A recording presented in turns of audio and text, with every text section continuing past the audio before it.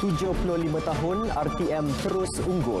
Berita perdana edisi Ahad 6 Jun. Saya Andy Reza Rohadian. Dan saya Laurendra Fiona berdebatkan. Saudara, berikut paparan utama malam ini. Individu gagal hadir janji temu vaksinasi perlu membuat penjadualan semula menerusi MySejahtera. Masih ramai pandang ringan pematuhan SOP. Jumlah tangkapan harian melebihi 900 orang untuk hari keempat berturut-turut.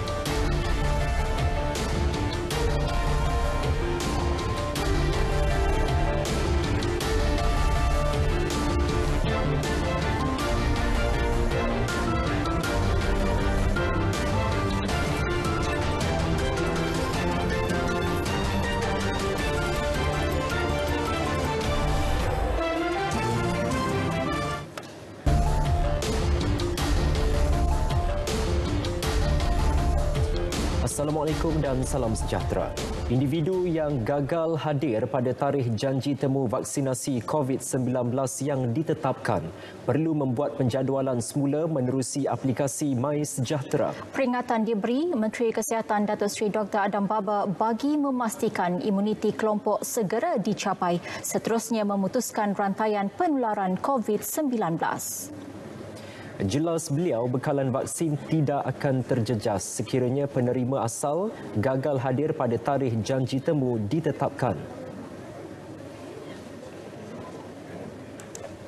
Mana-mana yang tidak turn up, dipanggil tidak datang atas sebab-sebab tertentu, kita tidak bermasalah dengan vaksin yang kita bekalkan kerana kita boleh membuat simpanan for the next day supaya line listing yang diberikan dalam MySejahtera tu dan juga kaedah penemuan nama-nama melalui manual oleh klinik kesihatan ataupun daripada pejabat daerah kita boleh terima sekiranya mereka datang kemari dengan syarat kita dah ada nama mereka one day earlier lah.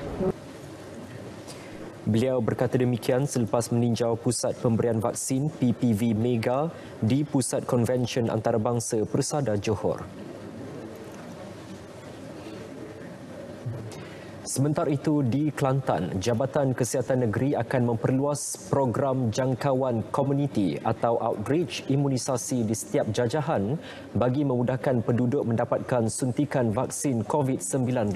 Menurut pengarahnya Datuk Dr. Zaini Husin, program itu akan melibatkan kerjasama ketua jajahan dan agensi berkaitan di setiap jajahan negeri itu.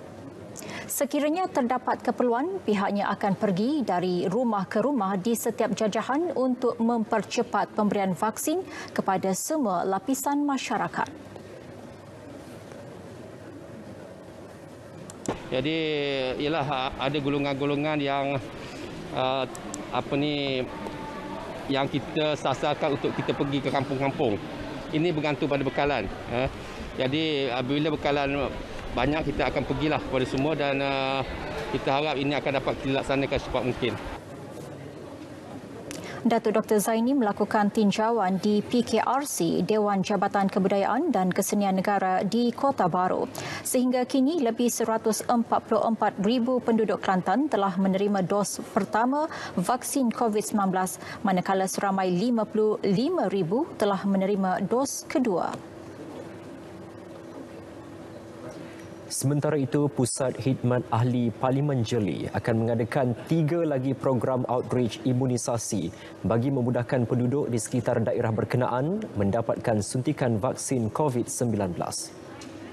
Ahli Parlimen kawasan itu, Datuk Seri Mustafa Muhammad berkata, melalui program outreach di Kuala Balah, Batu Melintang dan Air Lanas itu nanti, pihaknya akan membantu penduduk mendaftar seterusnya divaksin oleh petugas pejabat kesihatan daerah Jeli di lokasi yang sama. Ini merupakan tempat keempat yang dilawati oleh warga kesihatan Jeli program outreach-nya. 3 tempat yang telah diadakan outreach ialah di Pusat Serenti ataupun ADK, ya. Kedua ialah Politeknik Jeli, yang 3 UMK Jeli. 3 tempat sudah pun ada program outreach. Ini keempat, dan Jabatan Kesihatan ada rancangan untuk adakan 3 lagi. Satu di Kuala Bala, satu Batu Melintang, satu Ailanas. 7 semua. Jadi ini adalah satu kemudahan yang disediakan oleh kerajaan. Beliau ditemui pemberita selepas meninjau program outreach bersama masyarakat orang asli di Kampung Sungai Rual, Jeli. Pihaknya menyasarkan 200 masyarakat orang asli di perkampungan tersebut akan mendapatkan suntikan vaksin COVID-19 pada hari pertama. Terdapat 1,000 penduduk daripada 207 keluarga di Kampung Sungai Rual. Timbalan Menteri Pembangunan Luar Bandar Datuk Seri Abdul Rahman Mohamad memaklumkan jumlah pendaftaran vaksin COVID-19 dalam kalangan masyarakat orang asli masih rendah. Daripada 78,774 borang pendaftaran yang diedar Jabatan Kemajuan Orang Asli JAKOA di beberapa negeri, hanya separuh dikembalikan. Daripada jumlah borang yang dikembalikan itu, hanya 15,191 orang yang menyatakan persetujuan untuk mendapatkan suntikan vaksin COVID-19. Seramai 127,669 masyarakat orang asli yang layak menerima suntikan vaksin itu. Berbaki dalam 80,000 yang kita kena cari seorang lagi untuk kita dapatkan borang. Kita nak tahu apa masalah dia. Kalau dia masalah ada masalah takut jarum. Itu mungkin kita boleh selesaikan je kalau masalah takut jarum. Takut masalah dia tak nak. Macam mana kita nak pujuk dia jadi nak? Katanya pelbagai usaha dan kaedah telah dilakukan JAKOA, namun kefahaman masyarakat tersebut tentang kebaikan suntikan vaksin masih jauh lebih rendah. Justru Datuk Seri Abdul Rahman berharap lebih ramai jabatan dan badan bukan kerajaan NGO membantu KPLB dalam memberi penerangan berkaitan vaksin kepada masyarakat orang asli.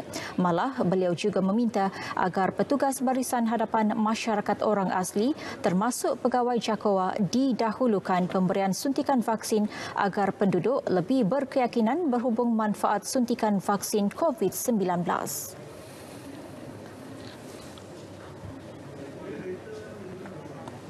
Baik, kita beralih ke perkembangan terkini program imunisasi COVID-19 kebangsaan. Setakat semalam sebanyak 52.3% atau 12,683,764 individu telah mendaftar untuk program imunisasi COVID-19 kebangsaan. Sementara itu, jumlah pemberian vaksin COVID-19 di negara ini telah melebihi 3.49 juta dos. Berikut data harian pemberian vaksinasi COVID-19 mengikut negeri.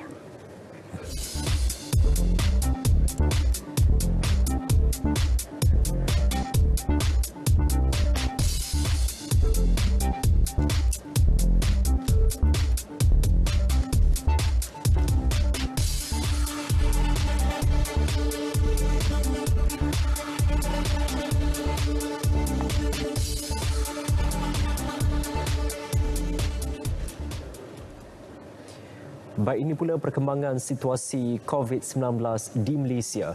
Jumlah jangkitan COVID-19 di Selangor telah melebihi 200,000 kes selepas 15 hari berturut-turut merekodkan pertambahan melebihi 2,000 kes. Sementara itu, 30 kluster baharu yang dilaporkan hari ini adalah yang tertinggi sejak pandemik melanda. Daripada jumlah itu, 10 kluster dari sektor perkilangan. Ya, berikut statistik harian COVID-19 dalam negara, diikuti jumlah kes mengikut negeri.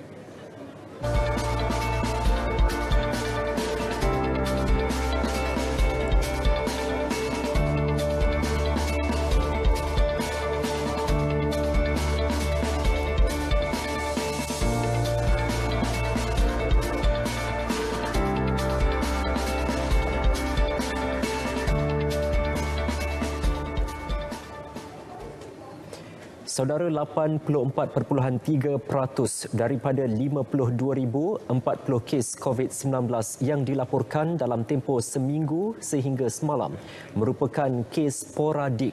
Angka itu berkurangan sedikit berbanding minggu sebelumnya yang merekodkan peratusan tertinggi iaitu 85.1% daripada 53,419 kes yang direkodkan dari 23 hingga 29 Mei lalu. Menurut Ketua Pengarah Kesihatan Tan Sri Dr. Nur Hisham Abdullah, kes sporadik merupakan kes yang dikesan di dalam komuniti yang tidak dapat dikaitkan dengan mana-mana kes atau kluster sedia ada. Tambah beliau, majoriti kes kematian COVID-19 dalam tempoh beberapa minggu terakhir juga merupakan kes-kes sporadik ketika ia dilaporkan. Daripada 641 kes kematian COVID-19 yang dilaporkan dalam tempoh seminggu sehingga semalam, 559 kematian adalah kes sporadik. Ia lonjakan lebih 160 kes berbanding 394 kematian kes sporadik yang dilaporkan dari 23 hingga 29 Mei lalu. Tan Sri Dr. Nur Hisham berkata, antara faktor yang menyumbang kepada situasi tersebut berikutan kemunculan varian-varian baharu dalam komuniti dengan kadar kebolehjangkitan dan kematian yang lebih tinggi selain penularan COVID-19 secara lebih meluas di dalam komuniti.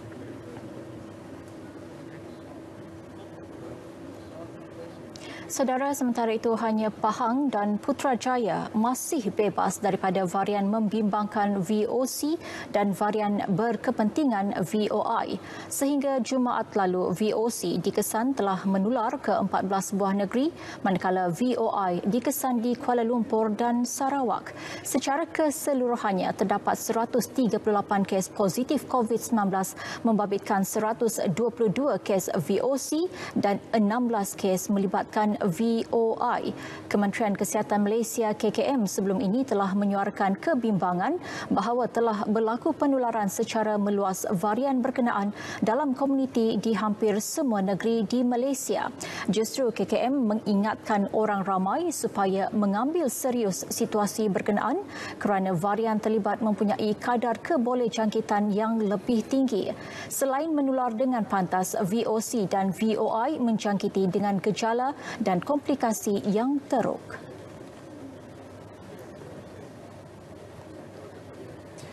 Untuk hari keempat berturut-turut, jumlah individu yang ditahan atas kesalahan ingkar pematuhan SOP melebihi 900. Seramai 933 individu dikenakan kompaun, manakala 49 lagi direman dalam operasi pasukan petugas khas pematuhan SOP semalam. Tindakan terhadap kesalahan tidak memakai pelitup muka yang tertinggi direkodkan dengan 222 tangkapan. Diikuti gagal merekod butiran diri atau daftar masuk premis 150 serta merentas sempadan tanpa kebenaran dan makan di premis 133. Keseluruhannya dalam tempoh seminggu sejak 31 Mei lalu, 6,097 individu telah ditahan atas pelbagai kesalahan. Jumlah itu hadir ketika negara telah melaksanakan sekatan pergerakan penuh atau lockdown fasa pertama bermula 1 Jun lalu. Ia menunjukkan sikap segelintir masyarakat yang masih memandang ringan pematuhan SOP yang dirangka bagi membantu memutuskan rantaian penularan COVID-19. Daripada jumlah tersebut, 1,442 tangkapan melibatkan kesalahan tidak memakai pelitup separuh muka, manakala kesalahan tidak mematuhi arahan penjarakan fizikal 892 tangkapan. Kedua-dua kesalahan tersebut merupakan asas SOP yang diadakan sejak awal pandemik COVID-19 melanda negara. Walaupun sudah tahu polis tidak akan berkompromi, masih terdapat individu yang tiada surat kebenaran untuk merentas daerah dan negeri mencuba nasib di sekatan jalan raya SJR. Ikuti laporan wartawan Amirul Aizat Muhammad Syafiee yang meninjau operasi pemantauan polis di SJR Jalan Pantai Dalam dan Jalan Ampang di Ibu Negara.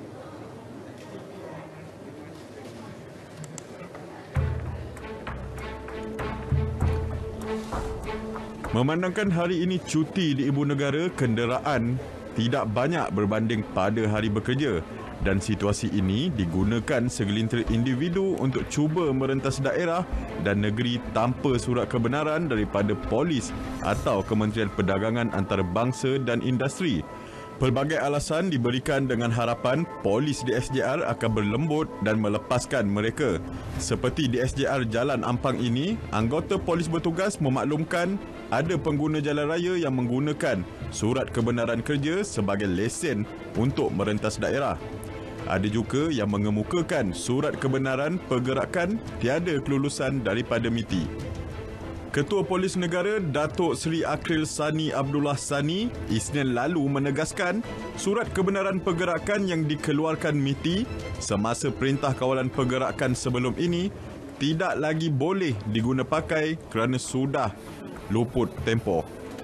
Untuk itu, kesemua sektor ekonomi yang dibenarkan beroperasi dalam tempoh sekatan pergerakan penuh kali ini perlu membuat permohonan baru daripada MITI. Sementara itu, tinjauan di SJR Pantai Dalam pula mendapati terdapat pengguna yang memberi alasan tidak munasabah untuk melepasi sekatan seperti menghantar barang, membeli barang basah, malah ada juga yang mendakwa mereka tersesat jalan. Kepada anda yang benar-benar keluar atas urusan kerja, pastikan syarikat persendirian atau syarikat anda bekerja mempunyai surat kelulusan daripada Kementerian Perdagangan Antarabangsa dan Industri. Ini kerana usaha untuk membendung penularan COVID-19 masih bergiat aktif. Oleh itu, ayo semua rakyat Malaysia bersama-sama menjaga dan mengikut SOP yang telah ditetapkan oleh kerajaan. Amirul Aizat Muhammad Syafiee, Berita RTM. Polis Terengganu menggunakan teknologi drone bagi memantau pematuhan SOP PKP penuh oleh rakyat negeri itu. Ketua Polis Terengganu Datuk Rohaimi Mat Isa berkata, drone milik sebuah syarikat swasta itu dilengkapi alat pengesan suhu yang mampu mengesan individu bergejala COVID-19 terutama di kawasan tumpuan awam. Capability dia mampu untuk mengesan suhu badan. Dia menggunakan scan iaitu thermoscan, iaitu dalam kelompok manusia dalam jarak 20 meter daripada udara. Drone ini mampu mempaparkan di skrin mereka yang melebihi. Kita telah set 37.5 jadi sesiapa memiliki suhu badan yang lebih pada itu dia akan menyala merah dan dengan itu dia akan alert penguatkuasaan kita untuk pergi ke lapangan dan mengesan mereka yang kita dapati bergejala. Datuk Rohaimi meninjau sekatan jalan raya di sekitar Kuala Terengganu. Menurut beliau, 157 pasukan pemantau ditugaskan bagi memantau tahap pematuhan SOP rakyat Terengganu. Sejak pelaksanaan PKP penuh 1 Jun lalu, kadar pematuhan rakyat di negeri itu mencecah 96%. PDPR diteruskan selepas cuti dari 13 Jun hingga 16 Julai. Paparannya seketika nanti, terus setia bersama kami. Bersua kembali. Sesi pembelajaran selepas cuti pertengahan tahun diteruskan dengan kaedah pengajaran dan pembelajaran di rumah PDPR selama 25 hari. Pada sidang media secara maya, Menteri Kanan Pendidikan Datuk Dr. Razzie Jidin berkata, sesi pembelajaran itu bermula dari 13 Jun hingga 15 Julai bagi sekolah kumpulan A iaitu di Johor, Kedah, Kelantan serta Terengganu. Ya, dan dari 14 Jun hingga 16 Julai bagi sekolah kumpulan B iaitu di Perlis, Pulau Pinang, Perak, Selangor, Negeri Sembilan, Melaka, Pahang, Sabah, Sarawak, Kuala Lumpur, Labuan dan Putrajaya. Semua sekolah swasta, sekolah antarabangsa dan sekolah ekspatriat yang mendaftar dengan Kementerian Pendidikan juga perlu melaksanakan PDPR sepanjang tempoh tersebut berdasarkan takwim masing-masing. Pelaksanaannya mengikut kesesuaian pelajar dan guru. Manual PDPR 2.0 yang dikatakan mengandungi banyak subjek yang perlu diikuti pelajar hanya sekadar panduan untuk membolehkan guru melihat keadaan yang paling optimum bagi membimbing pelajar mereka. Setiap guru mengetahui tentang kemampuan dan juga kebolehan anak didik mereka. Guru lebih mengetahui. Dan ini akan membolehkan guru-guru menyusun perancangan supaya kandungan-kandungan, khususnya kandungan asas itu dapat dikuasai oleh murid-murid mengikut pendekatan yang terbaik. Datuk Dr. Razzi turut memaklumkan peperiksaan sijil pelajaran Malaysia SPM 2021 akan diadakan pada tahun depan. Beliau berkata ujian lisan dan amali sains akan diadakan pada Februari 2022, manakala peperiksaan bertulis pada Mac 2022.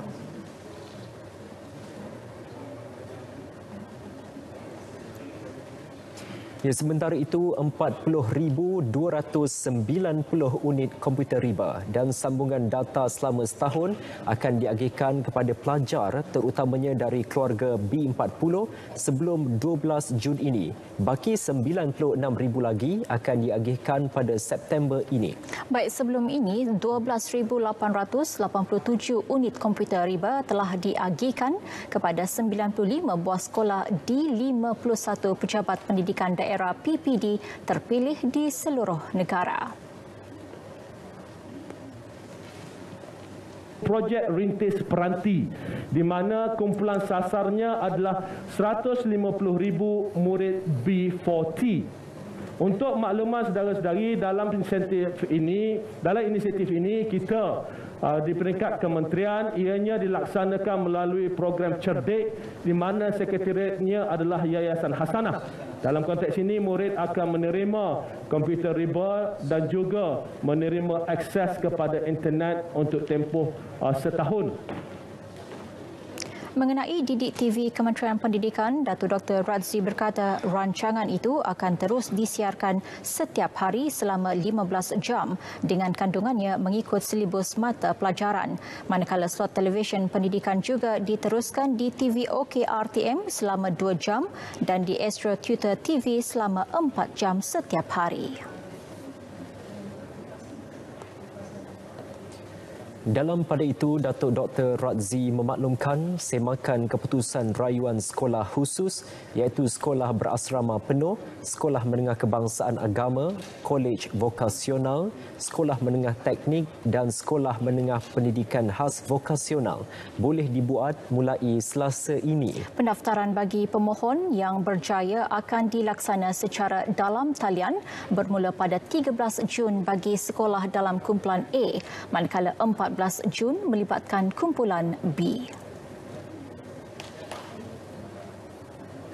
Murid-murid yang berjaya dalam rayuan ini akan mendaftar diri pada tarikh tersebut dan boleh melaksanakan PDPR bersama-sama murid-murid yang telah ada di sekolah khusus tersebut. Yatuddin Al-Mustafa Billah Shah adalah tonggak kedaulatan negara. Kepribadian baginda sebagai ketua negara yang berjiwa rakyat memang tidak dapat disangkal apabila baginda seringkali menyantuni rakyat dalam segenap masa dan dalam pelbagai situasi. Namun, apa yang merisaukan akhir-akhir ini, tren atau aliran menghina institusi beraja semakin menjadi-jadi dan berleluasa khususnya menerusi media sosial. Ia jelas bercanggah dengan semangat rukun negara yang menekankan prinsip kesetiaan kepada raja dan negara. Ikuti laporan Muhammad Ashraf Ishak bersempena Hari Keputeraan yang di-Pertuan Agong esok.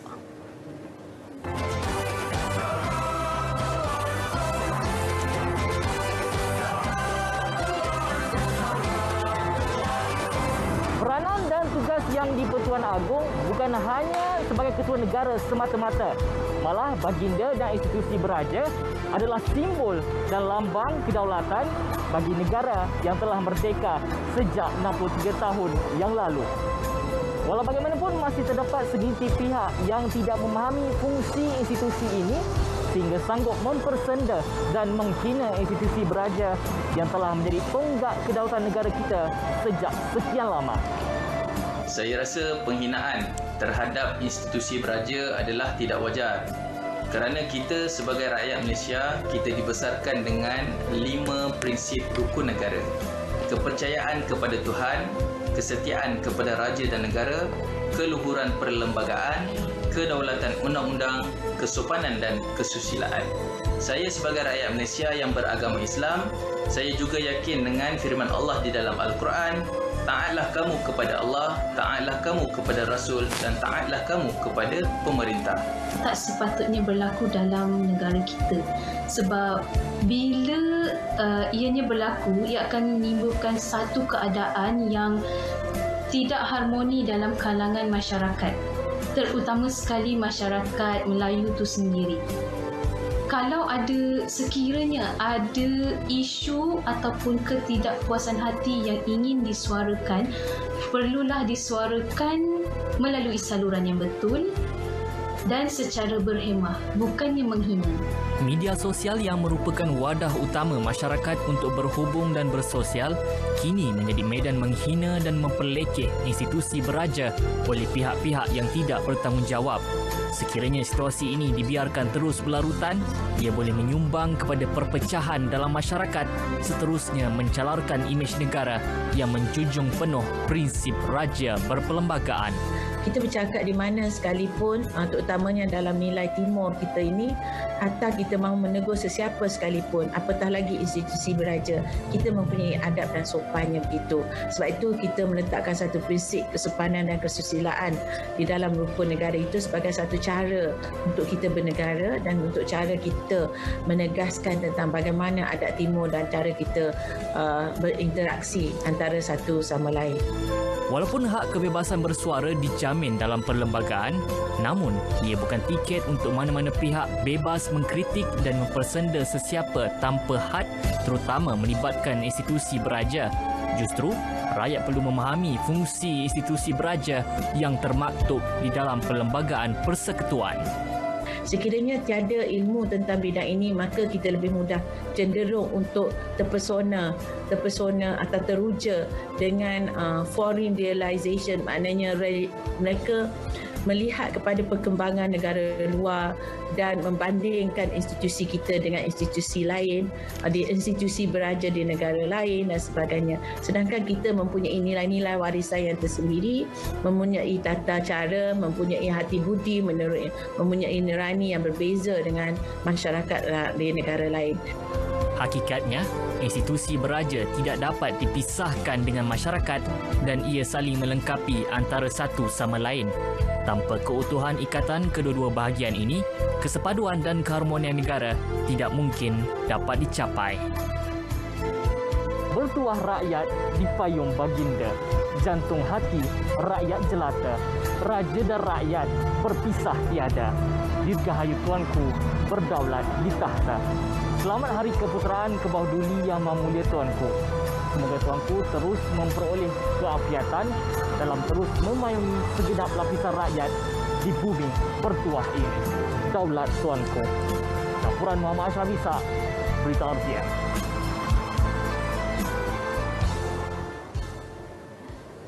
Baik saudara, seterusnya kita ke edisi sukan bersama rakan penyampai Azam Hussein. Silakan. Cheng Ho atur strategi terbaik bertemu Vietnam. Morbidelli mula perlombaan ketelunya di barisan kedua.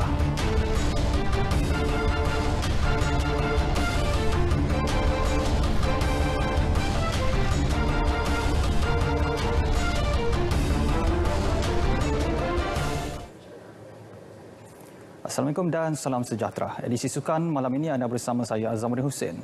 Baik, kita mulakan dengan saingan aksi kumpulan G kelayakan Piala Dunia 2022 Piala Asia 2023. Apa-apa keputusan perlawanan Vietnam dan Indonesia selasa depan di Stadium Al Maktoum UAE tidak akan mempengaruhi strategi Ketua Jurulatih Tan Cheng Ho. Sebaliknya, rumusan keputusan perlawanan ini akan digunakan bagi memantapkan lagi Harimau Malaya. Indonesia sebelum ini melakar kejutan mengikat Thailand 2-2 untuk mencatat mata pertama, sekaligus menghidupkan peluang Harimau Malaya yang sebelum ini tewas 0-4 kepada tuan rumah UAE. Junior yang cuba untuk melakukan. It's our job and our responsible and go and watch the game and we know that they have the way they're playing is more or less they never change for under this coach, Korean coach. Definitely we have to find some solution and the best combination to play against Vietnam.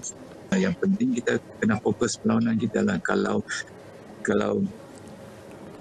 Indonesia mampu dapatkan keputusan yang positif, dan itu sedikit sebanyak memberi kita motivasi yang terbaik menjelang menentang Vietnam nantilah. Selain itu, Cheng Ho belum membuat keputusan sama ada akan menggunakan khidmat dua pemain naturalisasi Liridon Krasniqi dan Guillermo Di Paula pada perlawanan menentang skuad kendalian Park Hang-seo 11 Jun ini di Stadium Al Maktoum, Dubai. Prestasi kedua-dua pemain naturalisasi ini menerima banyak kritikan susulan skuad kebangsaan tewas pada dua perlawanan persahabatan dan terbaru berhadapan UAE tempoh hari. Kita ke perkembangan Liga Super. Pemain remaja Wolverhampton kacukan Malaysia China Nathaniel Shio Hong Wan 21 tahun sudah tiba di Johor bakal menjadi senjata baru Harimau Selatan. Hong Wan kini sedang menjalani kuarantin wajib sebelum menyertai Johor Darul Takzim JDT. JDT sebelum ini telah mencapai persetujuan dengan kelab Liga Perdana Inggeris EPL Wolverhampton Januari lalu untuk menandatangani Hong Wan yang sebelum ini beraksi bersama skuad pembangunan kelab. Kontrak Hong Wan bersama Wolverhampton dilaporkan tamat awal bulan ini. Nathaniel Shio Hong Wan merupakan pemain yang dilahirkan di London dan beliau mempunyai pertalian dengan Malaysia melalui ibunya yang berasal dari Tangkak Johor. Timbalan Ketua Menteri Sabah Datuk Seri Bung Mokhtar Radin menang tanpa bertanding jawatan Presiden Persatuan Bola Sepak Sabah SAFA. Keputusan itu dicapai menerusi Kongres Luar Biasa persatuan itu yang diadakan secara dalam talian. Beliau yang sebelum ini memangku jawatan berkenaan sejak 14 Disember lalu dicalonkan oleh semua ahli gabungan membabitkan Persatuan Bola Sepak Daerah di seluruh negeri. Ketika berucap pada kongres itu, Datuk Seri Bung Mokhtar menzahirkan penghargaan atas keyakinan dan kepercayaan yang diberikan semua ahli majlis tertinggi dan ahli gabungan SAFA untuk beliau memimpin Persatuan Sukan berkenaan. Beliau menyasarkan untuk SAFA terus mencapai kejayaan bukan sahaja di peringkat akar umbi, malah di peringkat kebangsaan. Bagi jawatan Naib Presiden PAFA disandang oleh Datuk Suhaimi Nasir dan Datuk Dr. Jelani Hamdan. Sebelum ini, jawatan Presiden SAFA disandang adun melalap Datuk Peter Anthony, namun beliau meletak jawatan pada September tahun lalu. Peletakan jawatan Datuk Seri Ahmad Ismail sebagai Presiden Persatuan Sepak Takraw Malaysia PSM dilihat dapat membuka ruang terhadap usaha mencari titik penyelesaian bagi konflik yang melanda Badan Induk Sukan itu. Pesuruhjaya Sukan PJS Ibrahim Muhammad Yusof berpendapat PSM perlu mencari jalan terbaik bagi memastikan pembangunan sukan tersebut tidak terjejas. Ini jelas menerusi tindakan timbalan Presiden dan 11 ahli gabungan persatuan yang sebelum ini bertindak keluar daripada PSM gara-gara hilang percaya terhadap kepimpinan Tok Mat. Ibrahim menyifatkan tindakan Tok Mat berundur sebagai langkah berjiwa besar, wajar dan terpuji, lebih-lebih lagi dengan kemelut semasa yang melanda badan sukan itu. Beliau turut merakamkan penghargaan terhadap jasa dan sumbangan Tok Mat dalam membangunkan sukan sepak takraw negara sejak menyandang jawatan Presiden Persatuan itu pada 27 Disember 2002. Ibrahim turut memaklumkan pihaknya ketika ini masih mempertimbang permohonan 11 ahli gabungan yang keluar daripada PSM itu untuk menubuhkan entiti baharu sukan sepak takraw kebangsaan. Dalam pada itu, Presiden Gasta Zuraidin Abdullah berkata pihaknya tidak akan berpatah balik untuk menyokong PSM meskipun Tok Mat telah berundur. Sebaliknya, ahli gabungan yang keluar daripada PSM mahu memberi tumpuan terhadap penubuhan gabungan sepak takraw Malaysia. Sukansi Kemboja 2023 bakal menjadi penanda aras kebangkitan Persatuan Luncur Ais Malaysia AISM dalam meletakkan kembali nama Malaysia di arena sukan luncur ais antarabangsa. Presidennya Fazli Johan berkata, sukansi edisi ke-32 berkenaan akan menjadi sebahagian pelan induk 5 tahun bagi melayakkan diri ke Olimpik musim sejuk Milano Cortina, Itali 2026. ISOM yang kembali menjadi badan induk sukan luncur ais selepas menang kes semakan kehakiman di Mahkamah Tinggi baru-baru ini turut mempelawa mana-mana atlet lama dan baharu untuk terlibat dalam program ini. Menerusi pelan 5 tahun ini, ISOM mahu mencapai kembali kegemilangannya yang pernah menghadiahkan 5 pingat emas pada Sukan SEA Kuala Lumpur 2017 serta meraih 1 pingat emas di Korea Dream Program 2018. Dan itu adalah benchmark untuk kita proseskan kepada Winter Olympic Game di Itali, Cortina pada 2026. So, proses 5 tahun ini penting. The 5 years blueprint ini penting. Sebab dulu pun yang kita buat pun, kita berdasarkan 5 tahun. Kita akan ambil atlet yang sedia ada, atlet baru yang fresh balik, kita akan train dia orang. Jangan risau, kita ni very open. Kita ni adalah tim Malaysia, demi Malaysia. Tanggungjawab membentuk skuad mantap dalam pelan 5 tahun diberikan kembali kepada Tan Bee Leng yang dilantik selaku Ketua Jurulatih.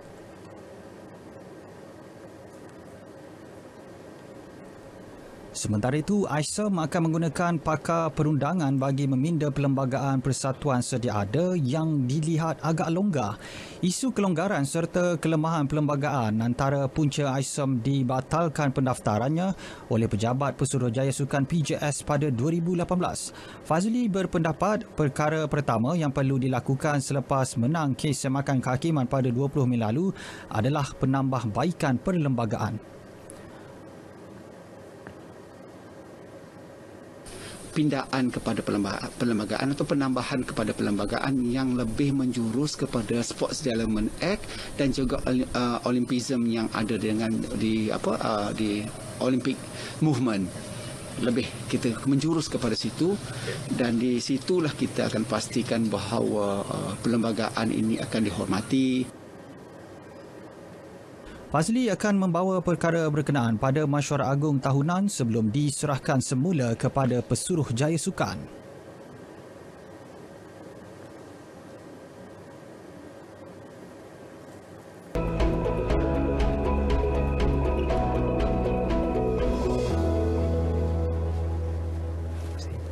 Assalamualaikum dan salam sejahtera. Laporan cuaca malam ini kita mulakan dengan amaran yang bakal berkuat kuasa bermula pada esok hari, iaitu amaran angin kencang dan juga laut bergelora.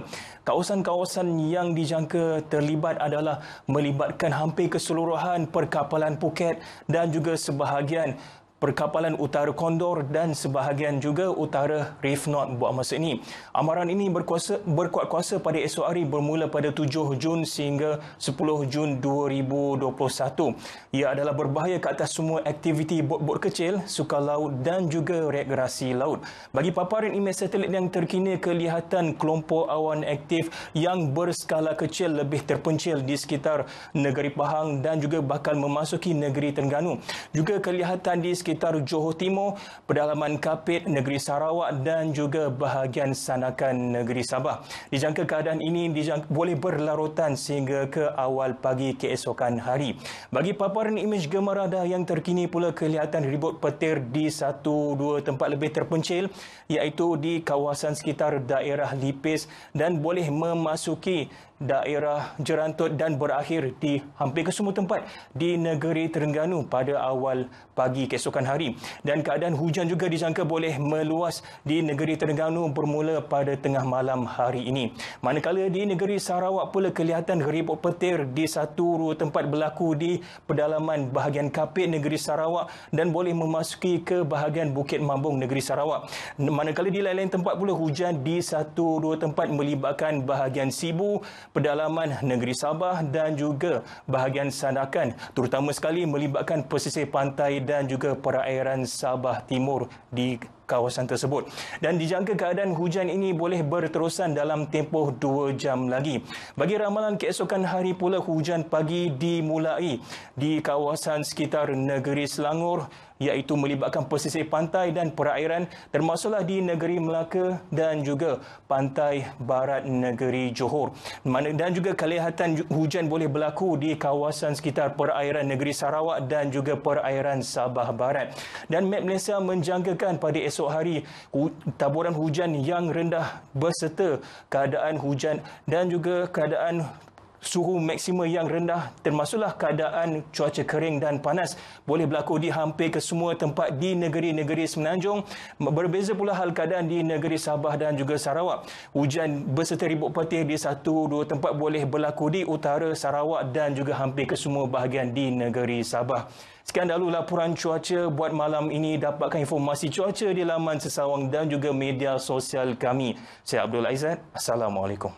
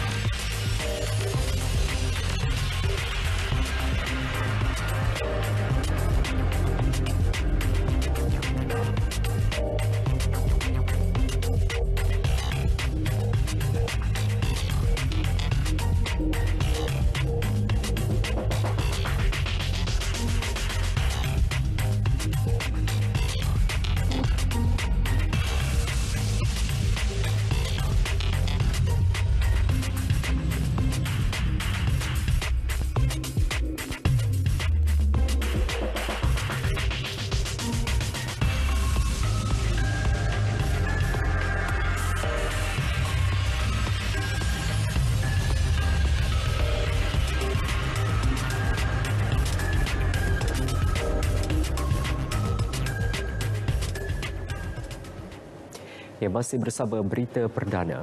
Perdana Menteri mewakili seluruh rakyat merafak sembah setinggi-tinggi tahniah bersempena sambutan ulang tahun Hari Keputeraan Rasmi yang di-Pertuan Agong Al-Sultan Abdullah Riayatuddin Al-Mustafa Billah Shah esok.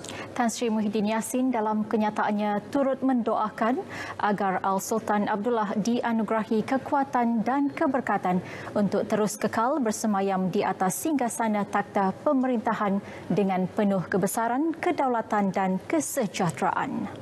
Tan Sri Muhyiddin juga mendoakan Tuanku dan Raja Permaisuri Agong Tunku Haja Azizah Aminah Maimunah Iskandaria serta kaum kerabat Seri Paduka Baginda berdua sentiasa berada dalam lingkungan rahmat, dilanjutkan usia serta berada dalam keadaan sihat walafiat.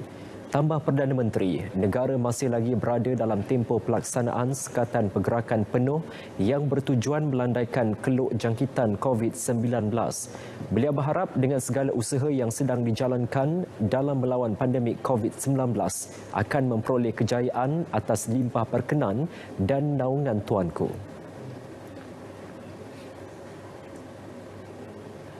Kita ke perkembangan selanjutnya.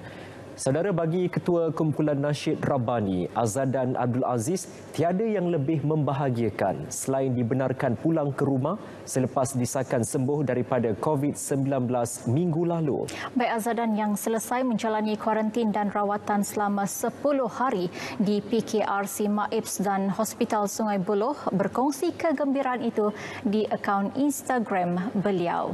Ketika dihubungi B-Diva, Azadan bersyukur kerana isteri beliau Fakrisyah Abdul Rahman yang turut dijangkiti COVID-19 dan dikuarantin di PKRC Maibs juga sudah kembali ke rumah 2 hari yang lalu. Jelas Azadan, beliau dan isteri kini beransur pulih namun masih lemah. Saya cuba tenangkan keluarga saya. Terima kasihlah, saya tak rasa keseorangan sepanjang berada di Maibs sedang di pusat kuarantin. Saya tak berasa keseorangan kerana saya sentiasa dapat sokongan daripada keluarga, bonda saya, abang, kakak, ipar, dua adik saya, anak saudara semua, ahli keluarga saya sendiri yang banyak menyokong sahabat-sahabat Rabbani FC-nya, badan-badan NGO yang banyak mendoakan saya. Terima kasih banyak-banyak sahabat anda yang di luar sana, di Facebook, di IG. Masya Allah, saya rasa di saat saya diuji ini tersulah kita lihat sahabat-sahabat kita, saudara-saudara kita sentiasa mendoakan kita. Mengenai suntikan vaksin, Azadan telah ke sebuah pusat pemberian vaksin Universiti Malaya 3 hari lalu bagi mengemas kini status penerimaan vaksin beliau. Azadan dijadual mendapatkan vaksin dengan janji temu baharu pada September nanti.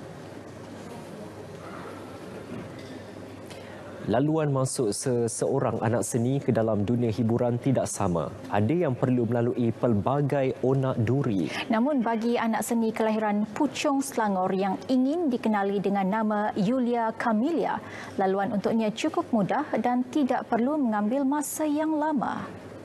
Menjadikan Allahyarham Puan Sri Saloma sebagai idola dan turut cenderung kepada genre sama dengan biduanita itu, Yulia percaya percaturan pertama beliau dengan lagu raya berjudul Lebaran yang Hiba mampu mendapat tempat di hati peminat. Sebenarnya permulaan Yulia nak bermula dengan lagu raya ni sangat mencabar sebab first single dah keluar lagu raya kan.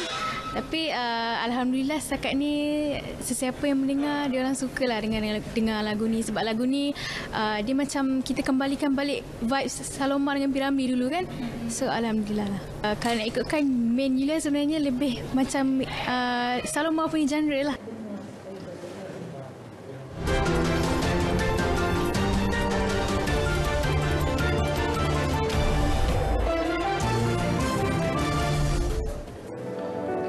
Penemuan ular sawa seberat 100 kg mengejutkan penduduk Larut di Perak baru-baru ini.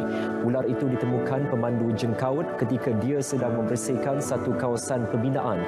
Menurut bomba, ular itu ditangkap menggunakan alat penjerut sebelum ia diangkat menggunakan jengkaut. Ular itu kemudiannya diserahkan kepada perkhidmatan untuk tindakan lanjut. Di India, video satu sosok lembaga yang tinggi dan kelihatan seperti makhluk asing tular di media sosial. Ia dilihat berjalan seorang diri pada waktu malam di tepi jalan raya. Kelihatan beberapa penunggang motosikal melintasi lembaga itu. Beberapa pengguna jalan raya memberhentikan kenderaan untuk merakam video lembaga itu. Seorang wanita di Indonesia mendedahkan hobinya mengumpul barang kemas daripada emas sehingga mencecah harga ratusan juta rupiah. Menerusi perkongsian Rais Syamas di aplikasi TikTok, dia turut memakai perhiasan itu. Bukan saja banyak, malah bersaiz besar. Wanita itu berkata dia tidak berniat untuk menunjuk-nunjuk tetapi sekadar berkongsi hobi.